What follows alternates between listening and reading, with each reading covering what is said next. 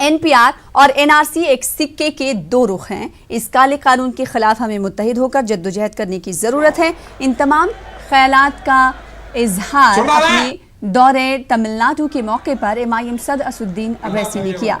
मदुराई में शहद तरमीमी कानून के खिलाफ मुनक्किदा एहतजाजी इजलास से खिताब के दौरान असदुद्दीन अवैसी ने मरकज की BJP हुकूमत पर कड़ी तनकीद की। उन्होंने तमिलनाडु हुकूमत से इस काले कानून पर रोक लगाने की मांग की। असद अवैसी ने कहा कि मुल्क की आज़ादी के बाद से सबसे ज्यादा बेरोजगारी मोदी दौरे हुकूमत में रिकॉर्ड की गई है।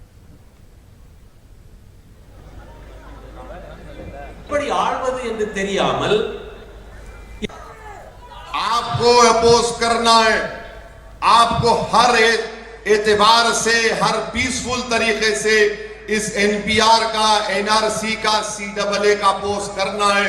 याद रखिए मेरी इस बात को, जब तक अल्लाह दुनिया को रखेगा उस वक्त तक हक और बातिल का मुकाबला होता रहेगा।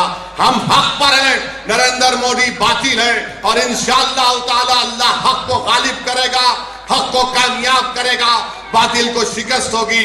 हम सच्चाई पर हैं, सच्चाई पर इसलिए क्योंकि हमको मुल्क को बचाना है।